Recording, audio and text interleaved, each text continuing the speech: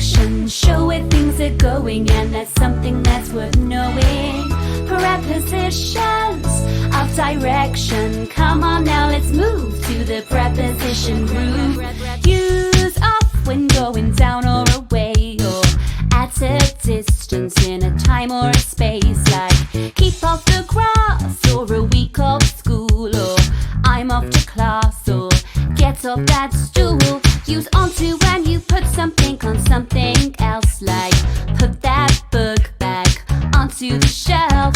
Use over to go from one side to another, like over the bridge or over the summer.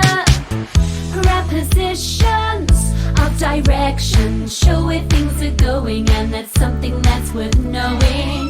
Prepositions of direction. Come on now, let's move to the preposition groove.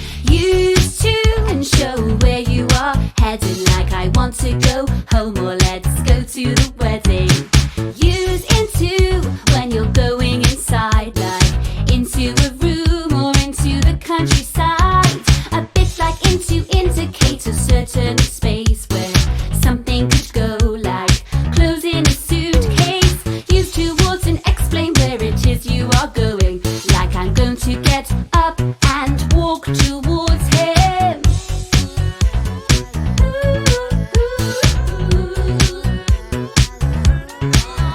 When you use a cross, remember it's a bit like over, to show you are going from one side to another. Or you could use through to pass in and out, like I cut through the forest when I was walking about.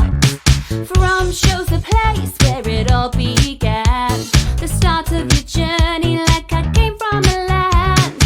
Use along beside a point or an area, like along the street or along the corridor.